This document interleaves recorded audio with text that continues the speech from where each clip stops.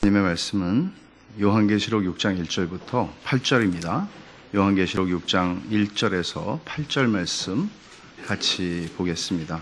교독하죠. 오늘도 영상 예배로 드리는 분들이 사실 많이 계세요. 이제 좀 불안해서 또는 이제 또 기저질환이 있어서 못 나오시고 예배를 영상으로 지금 10주 넘게 드리시는 분들이 계신데, 오늘도 하나님께서 여러분 가운데에도 은혜를 풍성히 베푸시고 우리가 성령 안에서 하나가 되는 그런 예배가 될 줄로 믿습니다. 요한계시록 6장 1절부터 8절 함께 읽겠습니다. 내가 봄에 어린 양이 7 인 중에 하나를 떼시는데 그때에 내가 들으니 네 생물 중에 하나가 우레소리같이 말하되 오라 하기로, 흰 말이 있는데 그 탄자가 활을 가졌고 면류관을 받고 나아가서 이기고 또 이기려고 하더라. 둘째 인을 떼실 때에 내가 들으니 둘째 생물이 말하되 오라 하니 이에 다른 붉은 말이 나오더라. 그 탄자가 허락을 받아 땅에서 화평을 제하여 버리며 서로 죽이게 하고 또 큰 칼을 받았더라. 셋째 인을 떼실 때에 내가 들으니 셋째 생물이 말하되 오라 하기로, 내가 보니 검은 말이 나오는데 그 탄자가 손에 저울을 가졌더라. 내가 네 생물 사이로부터 나는 듯한 음성을 들으니 이르되 한 데나리온의 밀 한 되요 한 데나리온의 보리 석 되로다. 또 감람류와 포도주는 해치지 말라 하더라. 넷째 인을 떼실 때에 내가 넷째 생물의 음성을 들으니 말하되 오라 하기로, 내가 봄에 청황색 말이 나오는데 그 탄자의 이름은 사망이니 음부가 그 뒤를 따르더라. 그들이 땅 4분의 1의 권세를 얻어 검과 흉년과 사망과 땅의 짐승들로서 죽이더라. 아멘. 오늘부터 이제 4장 5장에 있는 하늘 보좌 환상을 지나서 7인, 7나팔, 7 대접 심판이 세상에 어떻게 쏟아지는가 하는 내용을 우리가 이제 시작하게 되는데, 이게 6장부터 16장까지의 내용이에요. 그러니까 요한계시록의 거의 대부분의 내용이 심판에 대한 내용이에요. 사실 이 심판에 대한 내용을 그저 막연하게 우리는 대재앙이 오겠지라든지 이런저런 성경 바깥으로부터 나오는 유튜브에 나오든지 그런 이야기들이 많고, 또 성경의 토대를 두었다고는 할지라도 비성경적인 해석들에 의해서 우리는 영향을 굉장히 많이 받습니다. 그래서 심판이라고 하는 것을 우리가 제대로 알지 못한다면 생각해 보십시오. 이게 얼마나 중요한 문제입니까? 마지막 날에 우리가 하나님의 심판대 앞에 서게 될 때 우리는 하나님의 심판을 받고 영원한 죽음에 처하게 될지, 지옥으로 보내지게 될지, 아니면 우리 인생이 하나님의 은혜를 입어서 하나님의 자녀로 천성문에 들어가게 될지, 세상에 이거보다 중요한 문제가 어디 있습니까? 우리가 인생을 살면서 그냥 살 수 있어요. 자기 원하는 대로, 자기 마음대로 살 수 있어요. 근데 언젠가는 우리 인생에 대해서 우리는 책임을 져야 되는 존재로 창조됐고, 그 중에 예외는 우리 가운데 아무도 없습니다. 그리고 우리는 그 심판날에 적어도 여러분들은 나는 몰랐다는 얘기는 못합니다. 이 자리에 지금 앉아 계시는 여러분들은 그런 얘기를 할 수 있는 사람은 없습니다. 왜냐하면 지금 제가 얘기하고 있으니까요. 지금 하나님의 말씀을 제가 여러분에게 이야기하고 있기 때문에 5월 17일 날 여러분들은 들으신 거예요. 나는 몰랐기 때문에 어쩔 수 없었다고 얘기할 수는 없어요. 교회를 평생 다녔는데 심판에 대한 메시지는 하나도 듣지 못했고, 복과 건강과 물질 축복과 이런 얘기밖에는 난 들은 게 없다고 얘기할 수 있는 사람들이 있겠지만, 물론 교회를 잘못 선택한 것이죠. 잘못된 교회를 다닌 것이죠. 언제나 어느 시대에나 거짓 선지자들은 있었고 거짓 교사들이 넘쳐났습니다. 요한계시록에 있는 얘기는 언젠가 누군가에게 일어나는 일이 아니라 우리의 이야기입니다. 우리를 위해서 주신 말씀입니다.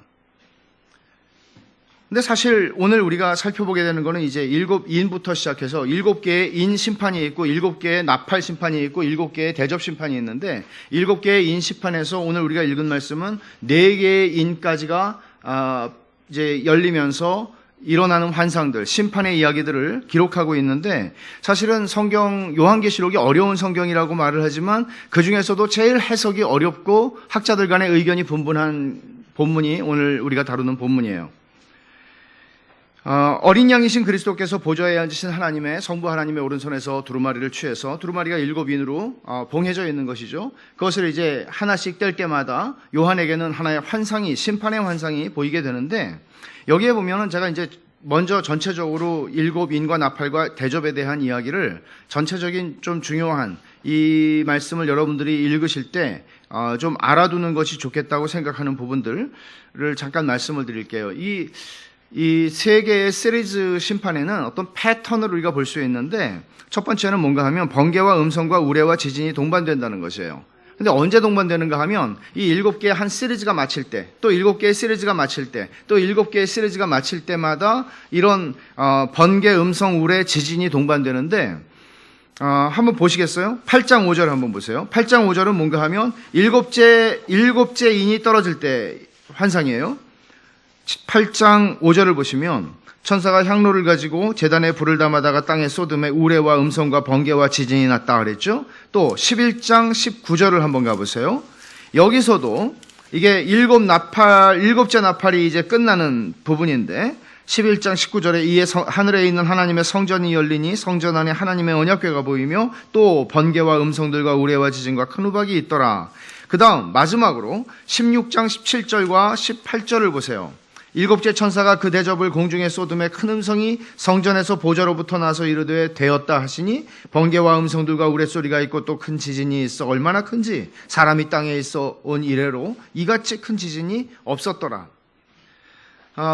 이런 번개, 음성, 우레, 지진, 이것들은 하나님의 임재를 보여주는 사인이었습니다. 그러니까 시내산에 하나님이 강림하셨을 때도 그런 일이 있었죠. 근데 거기까지 우리가 가지 않더라도 우리는 4장에서 하늘 보좌 환상을 요한이 보았을 때 4장 5절을 보시면 보좌로부터 번개와 음성과 우레소리가 나고 그랬어요. 이건 지금 하나님의 임재가 있는 곳에서는 보세요. 번개든지 그것이 음성인데 이게 너무나 큰 음성이라서 뭔가 이 지구가 폭발하는 것 같은, 그리고 큰 지진, 역사상 이런 지진은 없었다라고 얘기할 수 있는, 지금까지 우리가 역사적으로 경험한 지진은 지진이 아니다라고 얘기하는, 지금 이런 팬데믹이 올 때 이런 바이러스가 지금까지 스페인 여러 가지 얘기들을 하지만 지금까지 역사상 세상에 이런 것은 없었다라고 얘기할 수 있는, 모르잖아요. 오늘 본문에 보면 전염병도 언급이 돼요. 그러면 이런 현상들을 우리는 단순히 자연재해고 그냥 어쩌다가 일어나는 일이고 어떤 실험실을 잘못했든 물론 다 설명할 수 있어요. 그러나 본질적으로 이것은 큰 그림 속에는 하나님의 심판의 그림이에요. 그것을 설명하는 것이죠. 그러니까 하나님이 계시다고 할 때 그것은 하나님이 존재하는 듯 존재하지 않는 듯, 계신 듯 계시지 않는 듯, 그렇게 우리 가운데 계시는 게 아니라 이때에는, 적어도 이때에는 하나님의 심판의 역사가 선명하게 나타나야 하는 이때에는 하나님이 당신의 존재를, 당신의 임재를 나타내시죠. 그래서 우리는 나중에 6장에서 보겠지만 세상의 왕과 왕족들과 귀족들과 이런 세상에서 말하자면 누구를 두려워하고 살지 않았던 사람들이 너무나 두려워서, 하나님의 얼굴을 뵙는 게 너무나 두려워서, 그 심판이 너무나 두려워서 빨리 바위야 나한테 덮쳐서 나를 으깨어버려라, 그렇게 얘기를 하는 거예요. 너무나 두려워서. 말하자면 이런 번개, 우레소리, 지진 이런 것들은 이 심판들이 우연히 일어나는 것이 아니라 하나님이 행하시는 일이다 하는 것을 보여주는 하나의 사인입니다. 두 번째로 구조적인 패턴이 있는데 7개씩 있잖아요. 7인의 심판, 7 나팔의 심판, 7 대접의 심판이 있는데 이 7개씩 있는데 앞에 4개와 뒤에 3개가 분리가 돼요. 앞에 4개는 7 나팔, 7 대접에서 각각 앞에 있는 4개는 유사한 패턴을 가져요. 예를 들어서 오늘 우리가 보게 되는 첫째 인부터 넷째 인까지는 말탄자가 나와요. 처음에는 백마가 나와요. 그 다음에 붉은 말이 나와요. 그 다음에 검은 말이 나와요. 그 다음에 청황색 말이 나와요. 그리고 말탄자들이 4명이 나오겠죠? 그러니까 이런 패턴이 있어요. 근데 5번째 나팔에서부터는 다른 이야기예요. 그 다음에는 또 노란색 말이 나오고 이렇지 않아요. 이거는 나팔에서도 동일해요. 나팔에서도 하나님이 세상의 네 지역을 심판하여 거기다가 하나님의 심판을 쏟아내시는데, 첫째는 땅, 그 다음에 두 번째는 바다, 세 번째는 강, 네 번째는 하늘. 근데 일곱 개의 대접 심판에서도 마찬가지예요. 첫째부터 네 번째 대접까지 쏟아질 때에는 똑같이 땅, 바다, 강, 하늘에 하나님의 심판이 쏟아져요. 그러나 뒤에 나오는 세 개씩의 세 개씩은 어떤 유사한 패턴을 가지지는 않아요. 그냥 그것 각각 구별되어 있는 심판으로 있는 것이죠. 그리고 세 번째로 또 하나 보게 되는 패턴이 있는데, 일곱 인과 일곱 나팔 심판에서는 여섯 번째 심판이 끝나고 일곱 번째가 시작하기 전에 막간이 있어요. 예를 들면 여섯 번째 심판이 끝나는 게 6장이에요. 우리가 다음 주까지 보게 되면 6장을 다 보게 될 텐데, 그리고는 일곱 번째 인이 나오는 게 8장이에요. 그러면 7장은 뭐죠? 막간이에요. 그 사이에 다른 이야기가 또 들어가요. 그 다음에 일곱 나팔 심판에서도 마찬가지예요. 여섯 번째 나팔 심판이 끝나고 일곱 번째 나팔이 시작하기 전에 또다시 막간이 들어가는데 그게 10장 1절부터 11장 14절이에요. 그런데 세 번째 일곱 대접 심판에서는 막간이 존재하지 않고 여섯 번째에서 일곱 번째로 그냥 넘어가요. 이건 무슨 얘기죠? 어느 정도는 하나님께서 최종 심판을 행하시기 전에 우리에게 회개의 기회를 주신다는 것을 암시하는 것임과 동시에 그 하나님의 오래 참으심이 영원하지는 않다는 것입니다. 네 번째로 심판의 범위와 강도에 있어서 세계의 일곱 심판 시리즈는 점점 강화되고 확대돼요.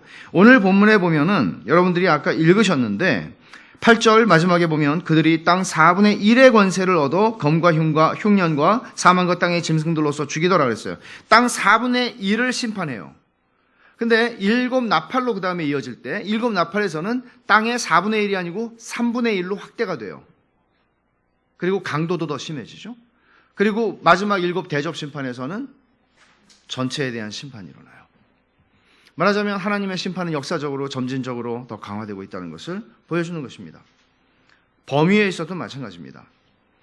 그러면 오늘 우리는 요한계시록에서 제일 어려운 본문인 6장 1절부터 8절을 보게 될 텐데, 네 개의 말이 환상에 하나씩 나와요. 처음에 백마, 그 다음에 정마, 붉은 말이죠. 그 다음에 세 번째는 검은 말이에요, 흑마. 네 번째는 청황색이라고 나와요. 근데 각각 말탄자들이 나오는데 어떤 부분들은 단순히 색깔만 가지고 맞추는 게 아니에요. 이것은 수수께끼가 아니에요. 여기에 설명되어 있는 말씀들을 통해서 이게 어떤 심판의 성격을 얘기하는지를 보게 되는데, 그것들을 하나하나 보기 전에 먼저 왜 이 해석이 어려운가 하는 것을 제가 설명을 좀 드릴 필요가 있을 것 같아요. 해석을 어렵게 만드는 세 가지 요소가 있는데, 첫째는 뭔가 하면 이 심판들이 언제 일어나는 심판인가 하는 것에 따라서 해석이 갈려요.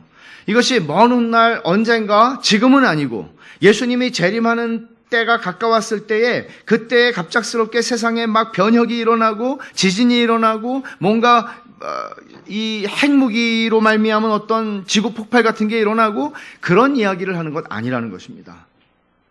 이렇게 해석하는 분들이 많이 있죠. 그러나 우리가 지금 이 말씀을 볼 때 이 해석은 이미 예수 그리스도의 초림부터 예수님의 재림까지의 사이에 교회 시대에 일어나고 있는 심판들을 설명하는 것입니다. 우리가 전에 4장에서 요한이 하늘로 올라오라고 하는 음성을 들었을 때, 그때 세대주의 해석을 하는 사람들은 그때 교회가, 신실한 교회가 휴거되는 것이다 라고 이해를 한다고 그랬죠. 그러면 이제 나타나는 심판은 신실한 그리스도인하고는 상관없어요. 휴거되지 않은 사람들에게 임할 마지막 어느 때에, 휴거 이후에 일어나게 될 심판들을 이해하는 거라고 봤잖아요. 근데 우리 세대주의 해석이 성경적이라고 보지 않아요. 지금 여기에 성경에 나오는 6장부터 우리가 보는 것은 지금 우리들이 이미 겪고 있는 일들이고 또 계속 겪을 일이에요. 주님의 초림과 재림 사이에 교회가 겪게 될 일들이에요. 이것은 주님의 말씀에서도 확인할 수 있죠. 마가복음 13장을 한번 가봅시다. 예수님께서 마태복음 24장에서 말씀하시고, 누가복음 21장에서 또 마가복음 13장에서 말씀을 하셨는데, 소위 감람산 강화라고 해서 마지막 때에 어떤 일들이 일어날지를 주님이 말씀하신 게 있어요.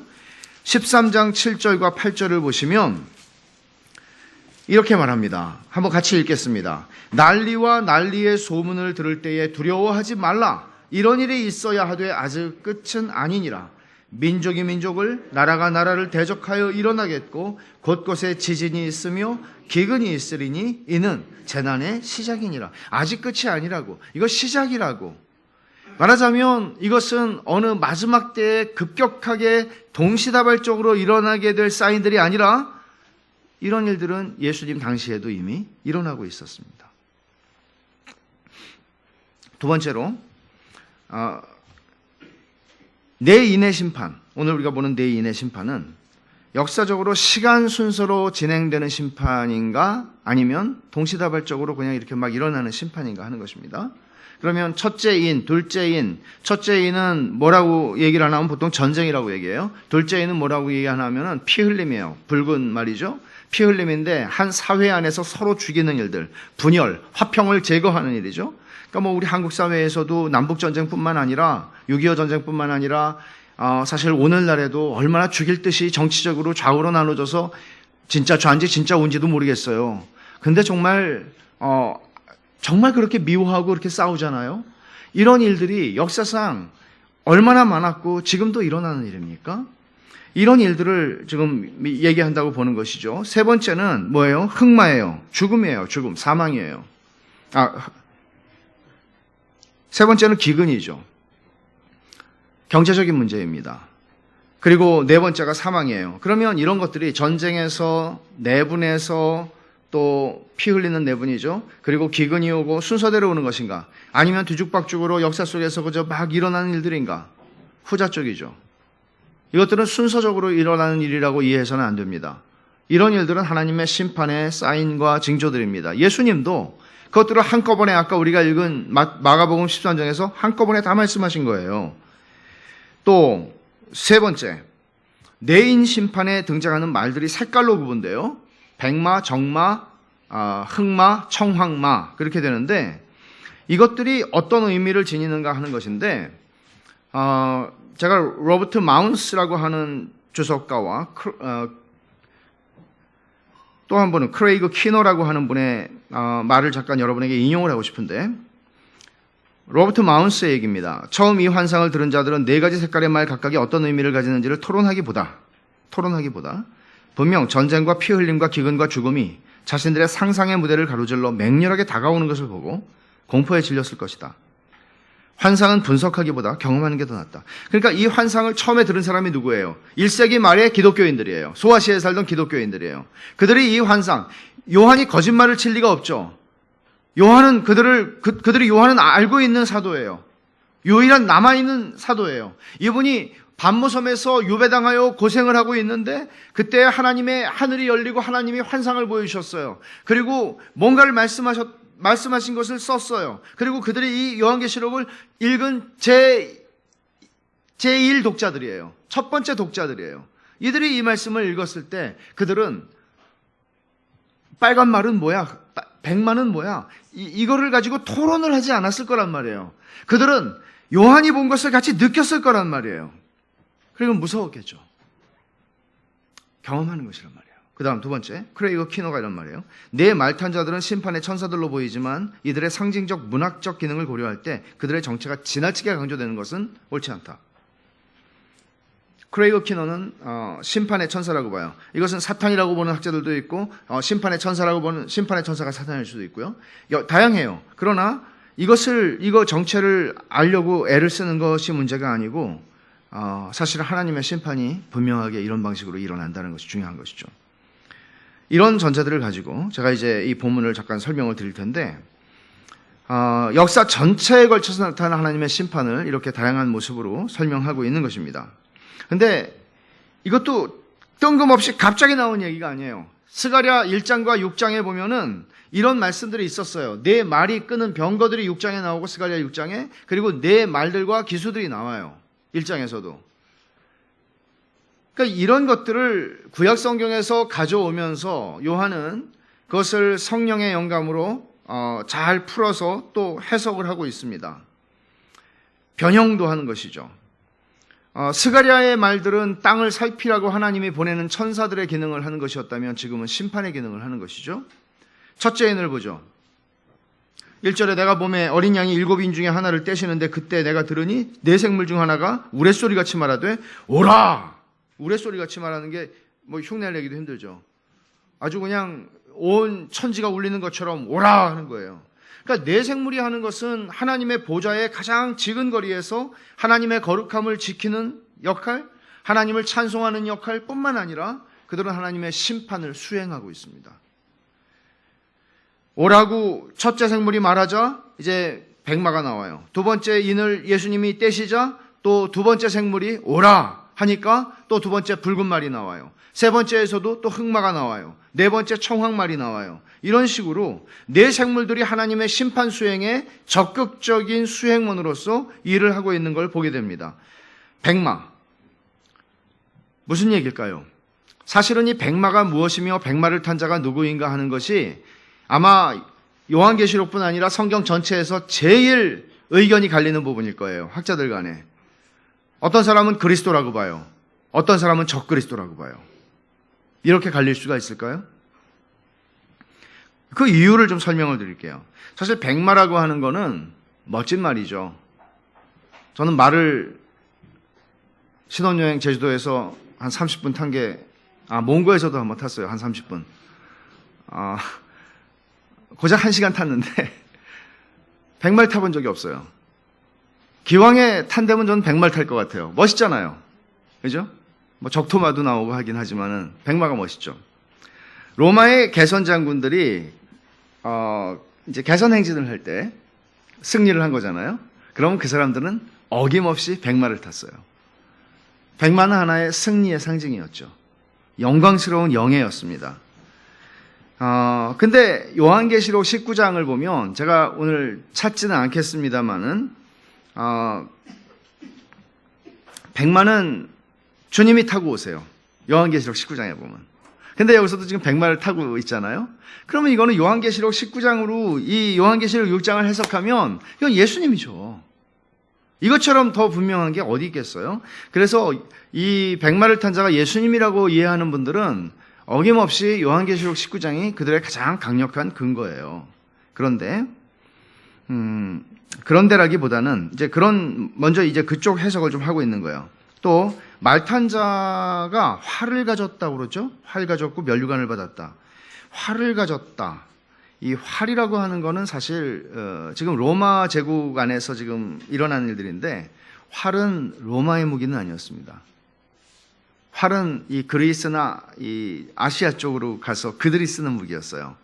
그래서 활은 그리스 또는 근동 혹은 아나톨리아는 소아시아, 그러니까 지금 7편지를 받고 있는 그 지역이에요. 그 사람들의 주요 무기였어요. 근데 역사상 활을 제일 잘 쐈다고 하는 사람들은 파르티아군이죠. 그러니까 이란 쪽이죠. 그러니까 파르티아 사람들은 궁사로 유명했고 실제로 로마가 무서워하는 유일한 사람이 파르티아였습니다. 왜냐하면 주전 60년경에 그리고 주후 50년경에 큰 패배를 했어요. 로마의 전성기였는데 그때는.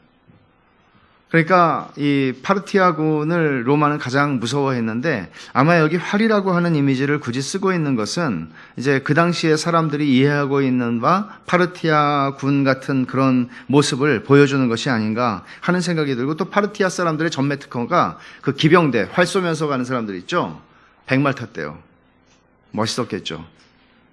무슨 스키 부대가 하얀 옷 입고 하는 것처럼 그렇게. 근데 이 면류관을 받았다고 그러는데 이 면류관은 사실은 요한계시록 19장에 예수님이 백마를 타고 등장할 때 쓴 관들하고는 다른 게 말 자체가 달라요. 거기서는 왕관이에요. 근데 여기서는 승리자에게 주는 월계수관 같은 거 있죠. 그것을 의미하는 말이에요.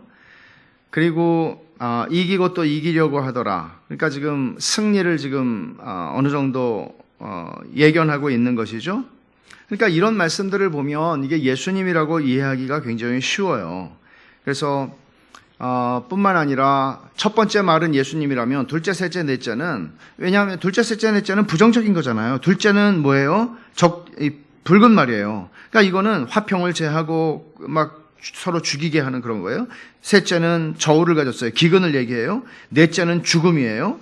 그러니까 둘째부터 넷째까지는 다 심판과 관련되지만 첫째는 복음 전파와 관련된, 예수님이 복음으로써 말하자면 활은 복음을 의미하겠죠. 복음으로 온 세상을 정복하고, 그래서 이런 일들이 있기 전에 먼저 복음이 온 세상에 전파되어 이르라, 그래야 끝이 온다. 주님이 마태복음 24장 14절에 말씀하신 그 말씀을 생각나게 하기 때문에 이 말씀이 굉장히 그리스도를 가리키는 것처럼 보이는 것도 사실이에요.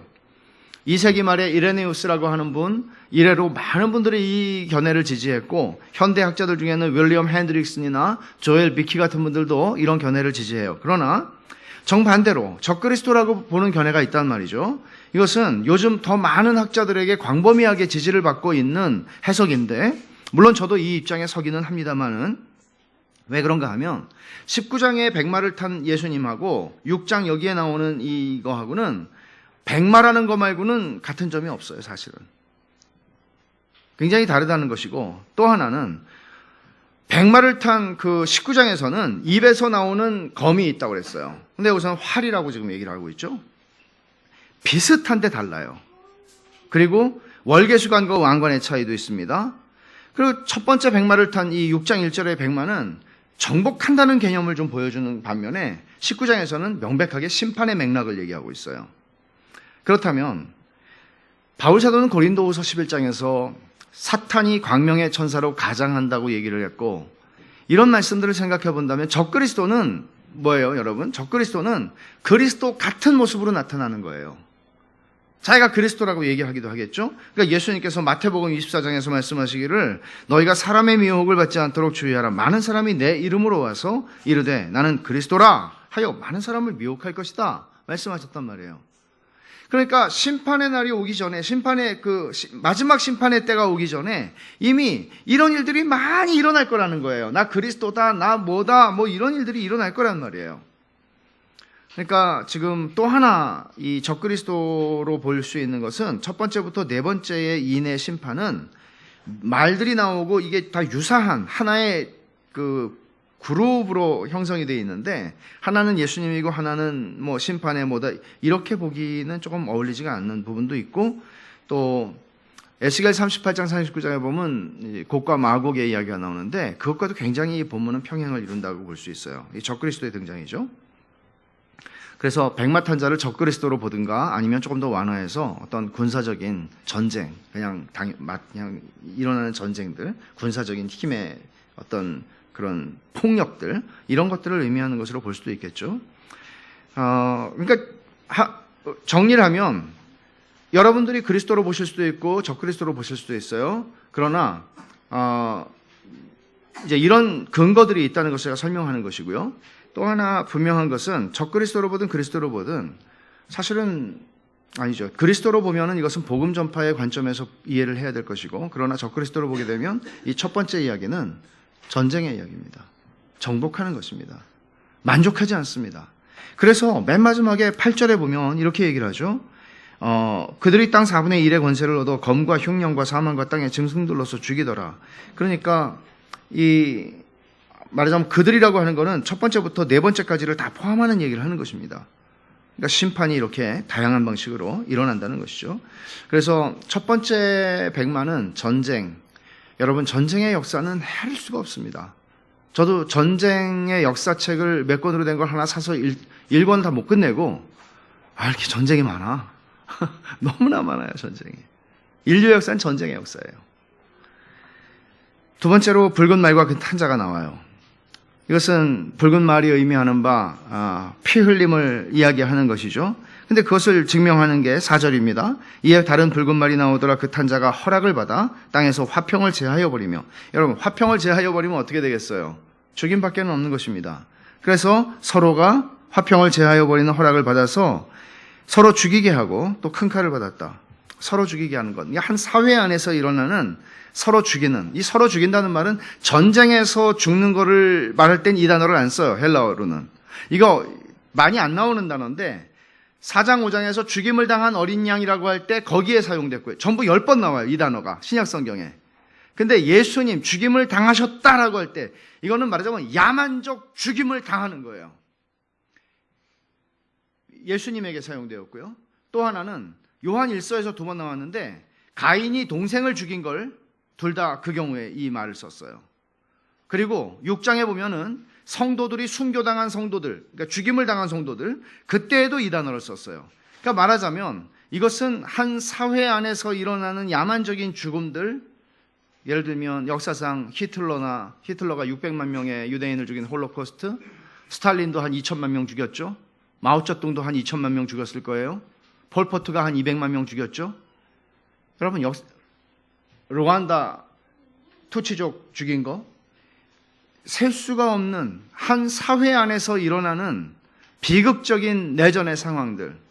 40년 전에는 전두환 군부 독재가 사람들을 죽였죠. 군인들을 풀어서. 이런 일들이 일어납니다. 이것은 우리에게만 새삼스러운 것이 아니라 정말 비참하고 슬픈 역사들이 세상에는 너무나 많이 있어 왔습니다. 말하자면 그런 죽음, 동포가 동포를 죽이는, 친구가 친구를 죽이는 이런 죽음들, 그리고 큰 칼을 받았다는 것, 그리고 서로 죽인다는 것, 이것들은 어느 정도는 교회가 이 환난 가운데에서 환난을 당한다는 것을 암시하고 있습니다. 이것은 단순히 과거, 현재를 넘어서서 미래, 교회 시대에 계속 있게 될 역사, 인류 역사에 계속 있게 될 일들을 이야기하는 것입니다. 세 번째, 흑마가 나와요. 검은 말이 나와요. 근데 손에 뭘 가졌다고 그랬어요? 저울을 가졌어요. 구약 성경에서 저울을 가졌다고 그러면 그거는 기근이에요. 왜냐하면 무게를 달아가지고 물건을 먹을 걸 논아주거든요. 그리고 값이 많이 올라요. 폭등해요. 여기 보면은 6절에 한 데나리온의 밀 한 대요, 한 데나리온의 보리 석 대로다 그랬어요. 이거는 지금 보통 이 당시에 한 데나리온은 노동자 일일 품삯인데 노동자가 하루 벌면 적어도 10식구까지는 아닐지라도 한 집안을 하루 먹여 살릴 수 있는 돈이에요. 근데 지금 여기 밀 한 대라고 그러는 거는 한 사람의 하루 음식이에요. 근데 밀을 사지 못하니까 좀 질이 나쁜 보리를 산다고 해봅시다. 보리 석 대로다. 그러면 3사람 먹을 수 있어요. 6식구면 3사람은 굶어야 된다는 소리예요. 그러니까 이거는 보통 한 8배에서 16배 오른 가격이다. 당시에 생각을 할 때 그렇게 학자들이 대략 이야기를 합니다. 폭등한 거죠. 근데 여기 굉장히 특이한 말씀이 나와요. 이것도 해석이 갈리는 부분인데 감람류와 포도주는 해치지 말라. 왜 이게 해석이 갈리나 하면 감람류와 포도주를 사치품으로 볼 것이냐 일상품으로 볼 것이냐예요. 감람류와 포도주를 사치품으로 볼 때에는 이런 기근이 온다고 할지라도 부자들에게는 별로 영향이 안 간다는 얘기예요. 사회적인 불평등이죠. 보세요. 역사적으로 기근이 올 때 정말 부자들에게까지 느껴질 만한 기근이 많이 오나요? 경제적으로 정말 어려운 IMF든지 뭐든지 이렇게 오잖아요. 근데 정말 이럴 때 모두에게 이런 기근이 공평하게 주어지는 것 같지는 않아요. 우리의 현실과 역사를 보면은. 그러니까 이제 이런 모습들이 하나님의 심판이 지금은 경미하게 일어나고 있다는 얘기죠. 이렇게 해석할 수가 있고, 또 하나는 일상품이라고 보는 사람들도 있어요. 감람류와 이 포도주가 그냥 부자들만 가진 게 아니고 일상적으로 그들이 다 누렸다. 이렇게 이해하시는 분들은 어떤 해석을 하게 되나 하면 이 심판은, 이 기근이라고 하는 심판은 하나님께서 허락은 하셨지만, 여기 허락을 받았다고 하는 말이 많이 나오는데 허락은 하셨지만 여기까지 라고 하시는 하나님이 제한을 두시는 심판이었다는 이야기를 하게 되는 것이에요. 그러나 우리가 어떠한 말씀으로 보든지 이것은 기근이라고 하는 것을 이해하는 데는 큰 문제가 없습니다. 그리고 실제로 그리스도인들이 경제적으로 당하게 되는, 믿음 때문에 당하게 되는 기근도 있죠. 믿음 때문에 우리가 어려움을 겪는 일이 있어요. 내 믿음을 지키기 위해서. 이런 것들을 주님께서도 버가모 교회에게 특별히 말씀하셨지만 7교회가 공통입니다. 그들이 우상의 제물을 먹지 않으려고 하면 그들은 상업 길드, 상인, 공인 길드에서 그 조합에서 쫓겨나야 했어요. 그러면 장사를 하고 먹고 살 수가 없어요. 이런 문제들이 그들에게는 피부에 닿는 문제였고, 우리가 나중에 보겠지만 요한계시록 13장 17절에 보면 짐승의 표를 받지 않는 사람들은 매매할 수 없다. 경제적인 삶을 살 수가 없어요. 이런 문제들이 예상되는 것이죠. 네 번째 말이에요. 네 번째 말은 청황색 말이라고 그랬는데 청황색은 사실 감이 안 오시죠? 이런 색깔입니다. 엷은 녹색입니다. 엷은 녹색인데 이것은 보통 창백한 빛, 이렇게 입술이 파래진다고 그러잖아요. 그 색깔이에요. 그래서 저는 반지의 제왕에서 나중에 그 죽은 자의 영혼들이 막 나와서 돕잖아요. 그 사람들 그 색깔이거든요. 그러니까 이게 반지의 제왕 쓰는 이 사람, 이 톨킨도 사실은 전부 여기서 갖고 오는 거예요. 이게 시체색이거든요. 시체의 색이에요. 죽은 자의 색이에요. 죽음을 의미하는 거예요. 그래서 여기 청황색 말이라고 하는 것이 나올 때 특이한 게 하나가 나오는데 8절에 그 탄 자의 이름은 사망이니 음부가 그 뒤를 따르더라. 사망이라고 하는 사람이 그 말을 몰고 있어요. 시체 색깔을 내는 청황색 말을. 근데 그 뒤에 뭐가 따라와요? 음부. 음부는 뭐예요? 구약에서는 스올이라고 그러고 신약에서는 하데스라고 그러는 건데 이건 죽은 자의 거처예요. 그러면 사망이 막 말을 몰고 가고 있어요. 그냥 지나가는데 다 죽어요, 사람들이. 근데 뒤에 그 친구가 하나 따라오는데 음부예요. 그거는 마치 음부가 따라오면서 시체들을 다 주워 담는 거죠. 이런 모습을 연상하게 하는 그림입니다. 근데 여기서 사망은 무엇을 가리키는가 하면 전염병을 가리켜요. 왜 전염병인가 하면은 여러분 이 8절 뒷부분에 검과 흉년과 사망과 땅의 짐승들로서 죽인다 그렇게 말하고 있는데 이 말씀이 어디서 왔나 하면 에스겔 14장 27절에서 왔어요. 에스겔 14장 21절 한번 여러분 이 본문은 찾아보세요. 어떤 차이가 있는지.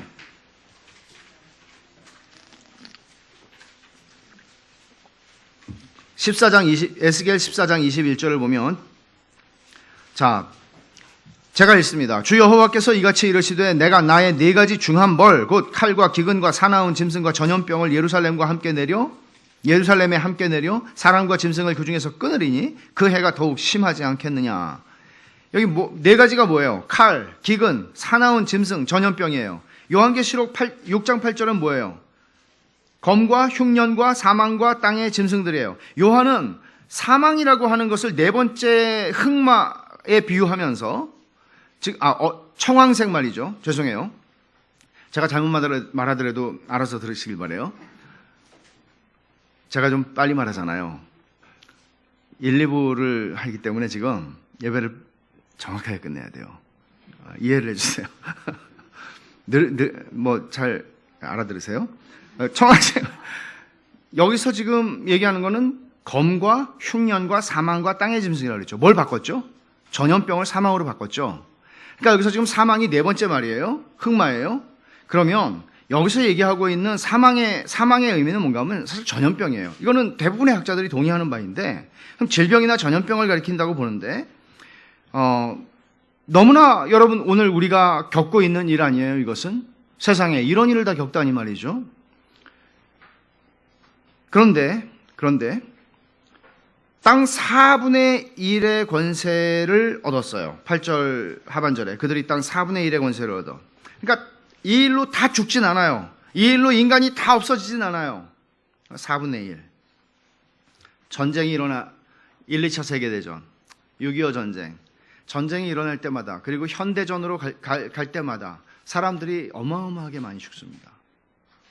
그리고 바이러스도 전염병도 과거에 비해서 패스트가 유럽의 3분의 1을 죽였다고 말하지만 그때와 비할 수가 없이 사실 인구가 많잖아요. 정말 많은 사람들이 공산혁명이 일어나서 히틀러에 의해서 별의별 군부 독재 정권들에 의해서 너무나 많이 이런 일들을 우리는 봅니다. 그러나 오늘 본문에서 말하는 것, 네 번째 인까지에서 말하는 것은 결국은 그렇게 해서 죽는다는 것이죠. 하나님이 이 말씀을 통해서 오늘 21세기를 사는 21세기의 한국에 살고 있는 우리에게 주시는 교훈이 무엇일까요, 여러분? 한번 생각해 보십시오. 이 말씀이 오늘 우리하고 무슨 상관이 있습니까? 사실은 이 말씀을 제가 설명 없이, 군더더기 설명 없이 이 본문을 가지고 설명을 했으면 전 다르게 시작을 했을 것 같고 더 한편의 설교로서는 더 괜찮았을 것 같아요. 근데 설명을 하지 않고 갈 수가 없잖아요. 우리가 그런 말 과거에 쓰는 사람들이 있었어요. 별로 좋은 말은 아니죠. 헬조선. 우리는 그런 얘기들을 쓰잖아요. 아우, 지옥 같아. 어떤 면에서 우리가 살아가는 세상은 이런 전쟁과 피 흘림과 싸움과 분열과 분쟁과 원치 않는 이런 경제적인 압박과 전염병과, 지금은 전염병과 경제적인 문제가 함께 오고 있는 거죠. 경제 전쟁까지 미국과 중국이 하고 있죠. 이런 정말 뒤죽박죽이고 섞여 있는, 그리고 이 안에서조차도 우리에게 숨 쉴 자유를 걷어가지 말라고, 마스크 안 쓰겠다고 또 자유를 달라고 하는 사람들이 또 있죠. 정말 이 세상은 병을 좀 막아보려고 해도 싫다고 그러는 사람들, 조심해야 한다고 말하지만 여전히 나의 자유를 누리겠다고 하는 사람들, 다툼과 싸움이 그치지를 않아요. 아마 모르겠어요. 우리나라도 무기를 소지할 수 있는 그냥 요 가게 가가지고 M16 제가 아는 건 M16이고 막 대포 같은 거 있잖아요. 그런 거 막 살 수 있으면 우리나라도 난리가 날 것 같아요. 저는 미국에서 낚시 지렁이 사러 갔다가, 제가 사러 간 게 아니죠. 지렁이 사러 가는 집사님 줄줄 따라가다가 지렁이 사러 갔다가, 아니 그 안에 군대에서도 못 본 모든 화기가 다 있는 거, 무기가. 운전면허증만 주면 살 수 있어요. 너무나 무섭잖아요. 우리가, 여러분이 여러분 자신을 믿으세요?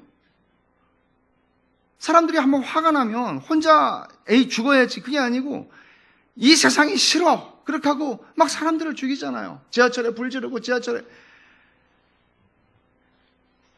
사람이 사람을 믿을 수가 없어요. 사람보다 무서운 게 없어요.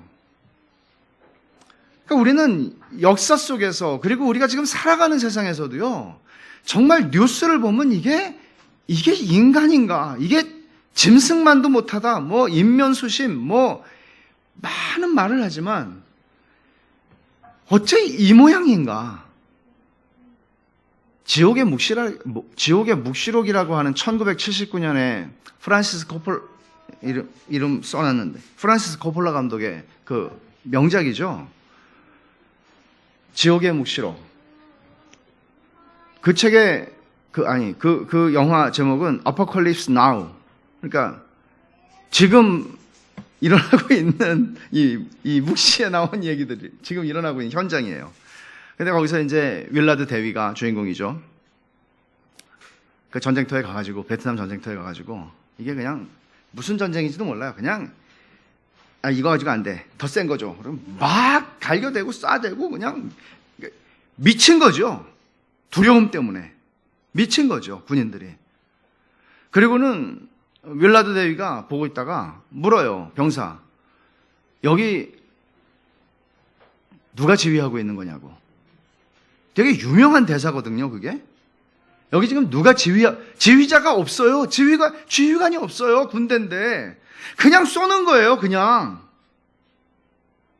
두려우니까. 우리도 이런 얘기를 할 수 있죠. 이렇게 엉망인 세상. 지휘관이 누구예요, 여기? 이 세상의 지휘관이 누구예요, 도대체? 있는 것 같아요? 성경은 말해요. 예수 그리스도라고. 왜냐하면 예수님이 인을 떼실 때마다 그 일들이 나타나요. 예수님이 이 말들의 고삐를 쥐고 계신 분은 예수님이에요, 사실은. 내 생물이 오라고 말하지 않으면 말들은 등장하지 않아요. 그럼 이런 질문을 할 수 있죠. 예수님이 이 세상의 지휘관이라면, 이 개판, 정말 개판이라고밖에는 말할 수 없는 이런 세상에 예수님이 지휘관이라면 좀 더 설명이 필요하잖아요. 왜 그렇다는 거예요? 이게 하나님의 심판이기 때문입니다. 우리가 경험하고 있는 지옥 같은 현실이 있다면 그건 하나님의 심판이기 때문이에요. 이미 일어나고 있는. 로마서에서 바울 사도는 하나님의 심판을 이렇게 묘사합니다. 1장인데, 그러므로 하나님께서 그들을 마음의 정욕대로 더러움에 내버려 두사 그들의 몸을 서로 욕되게 하게 하셨으니. 자기들의 정욕대로 살도록 하나님이 정욕을 뽑아버리시거나 정욕대로 내가 내 손으로 뭔가 나쁜 행동을 할 때 그 손을 잘라버리시거나 하나님이 그런 방식으로 이 세상에 우리가 살고 있는 눈 뜨고 살고 있는 세상에서 그런 방식으로 심판을 안 하세요. 하나님이 심판 안 하시는 건 아니에요. 그 심판은 우리가 생각하는 것과는 다른 방식으로 나타나요. 지멋대로 살도록. 그래서 지옥을 만들도록. 지멋대로 사는 가정 때문에 가정이 지옥이 되도록, 지멋대로 사는 한 사람 때문에 그 밑에 있는 사람들이 다 지옥을 경험하도록, 지멋대로 하는 사람 때문에, 그런 정치 지도자 때문에 한 국민이 지옥을 경험하도록.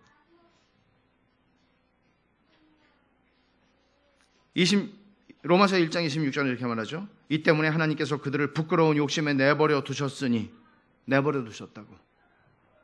28절에서 말합니다. 또 그들이 마음에 하나님 두기를 싫어하며 하나님이 그들을 그 상실한 마음대로 내버려 두사, 상실한 마음대로 살라는 거죠.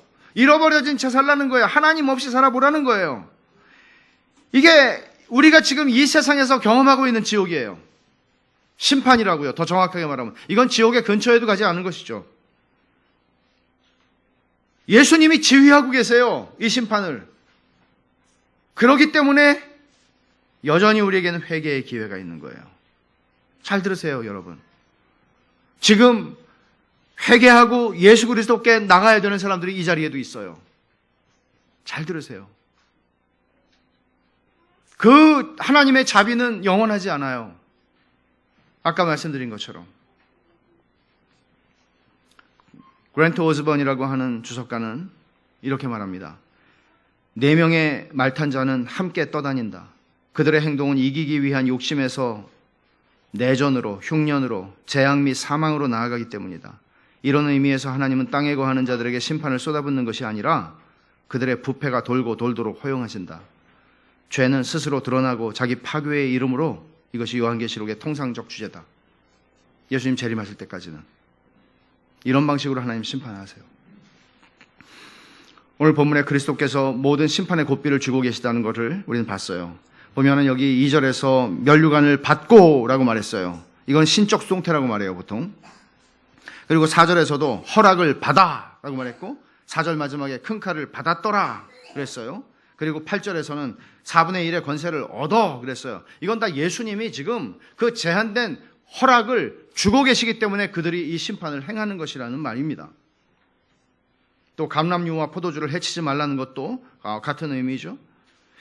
아무리 청황색 말이, 사망이라고 하는 기수가 타고 있는 청황색 말이 달리며 사람들을 다 죽인다 해도, 그리고 음부가 그 사망한 시체들을 쓸어담는다 해도, 우리가 요한계시록 1장에서 본 주님은 어떤 분이에요? 사망과 음부의 열쇠를 가지신 분이에요. 죽고 사는 것 주님의 손에 있는 거예요. 주님의 손에 있어요. 지금도 우리가 온 세상이 전례 없는 코로나 바이러스 때문에 고통을 겪고 있죠. 우리가 이런 말씀들을 읽을 때 이런 말을 조심해야 돼요. 이거는 어떤 사람들을 향한 하나님의 심판이다. 하나님의 심판일 수는 있겠죠. 그러나 어떤 사람들을 향한이라는 말을 우리는 함부로 쓰면 안 돼요. 또 하나, 이런 일들을 볼 때 말세야 말세, 주님 오실 때가 가깝구나.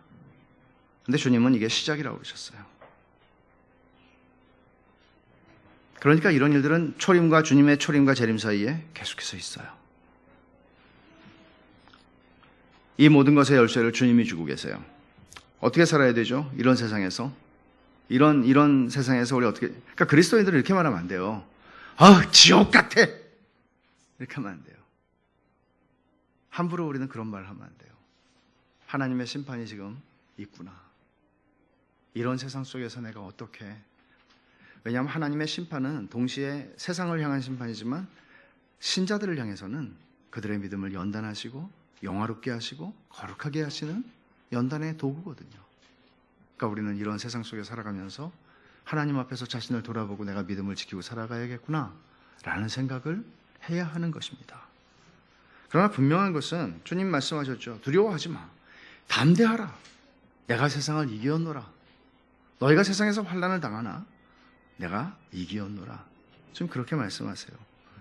그리고 주님이 이기셨을 뿐만 아니라 지금 통치하고 계시니까 심판의 문제만이 아니에요. 내 삶에 일어나는 모든 크고 작은 일조차도 다 주님이 붙잡고 계신 거예요.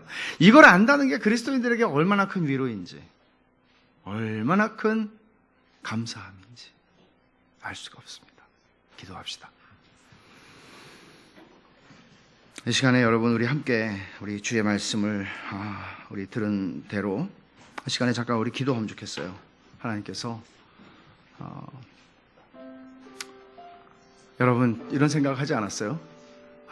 정말 지옥 같다. 그런 말을 거두세요. 성경이 이게 하나님 심판이에요. 심판이 일어나고 있는 세상을 우리 살고 있어요. 돌이키라는 거예요. 예수 그리스도를 믿고 예수 그리스도를 붙잡으라는 거예요. 왜냐하면 불현듯 그 심판의 때가 끝나고 마지막 심판이 오니까 오늘 주님께로 돌이켜. 내가 예수님을 믿는다고, 내가 죄인이라고, 그리고 우리의 인생에서 힘든 일들이 있을 때 우리는 그것이 심판이라고, 우리를 향한 심판은 예수님이 다 받으셨어요. 예수 믿는 자들을 향한 심판은 우리의 믿음을 정결케 하시고 거룩해 하시고 완성해 가시는 하나님의 은혜예요. 우리에게 오는 모든 고난은 주님이 열쇠를 쥐고 계세요. 주님이 이기셨어요. 감사합시다. 같이 기도하겠습니다.